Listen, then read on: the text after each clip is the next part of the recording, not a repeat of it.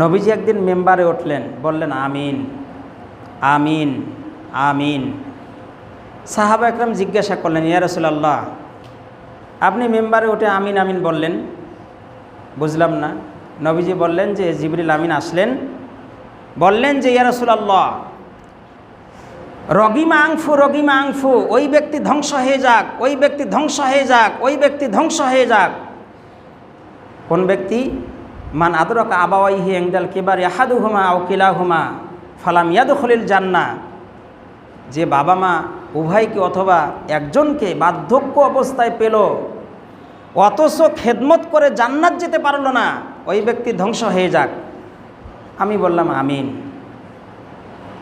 জিবরিল আমিন বদদোয়া করছে, যারা বাবা মার খেদমত করবে না, বাবা মার সেবা যত্ন করবে না, বাবা মাকে কষ্ট দেবে যারা, তাদের জন্য জিবরিল আমিন বদদোয়া করছেন।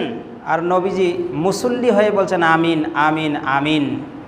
এই হাদিসের আলোকে আমি 100% সিউরিটি দিয়ে বলতে পারি, যে ব্যক্তি বাবা মাকে কষ্ট দেবে সে হয় অ্যাক্সিডেন্টে মরবে, না হয় নিঃস্ব হবে, না হয় কোনো না কোনো সমস্যায় জর্জরিত হবেই হবে। কারণ আরে ফেরেশতা জিবরিল তার জন্য বদদোয়া করছে। নবীজি বলছেন আমিন। নবীজি আমিন বলছেন, ধ্বংস হয়ে যাক। ও পৃথিবীতে কষ্ট পাবেই পাবে, ও শান্তি পাবে না। যতদিন বেঁচে থাকবে ততদিন সে শান্তি পাবে না, যতদিন বাবা মাকে সন্তুষ্ট করতে পারে নাই। যদি সন্তুষ্ট করে তাহলে বেঁচে যাবে। কারণ ওই যে বললাম, ফেরেশতা জিবরিল বদদোয়া করছেন, নবীজি আমিন বলছেন। কি মনে করেন ওই দোয়া কি কবুল হয় নাই?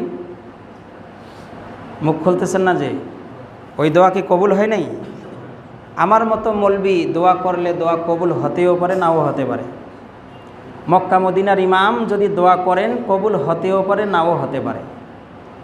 কিন্তু ফেরেশতা জিবরিল ওই ব্যক্তির জন্য বদদোয়া করেছেন, বাবা মাকে ফেলো অথচ খেদমত করে জান্নাত যেতে পারলো না, ধ্বংস হয়ে যাক, ধ্বংস হয়ে যাক, ধ্বংস হয়ে যাক।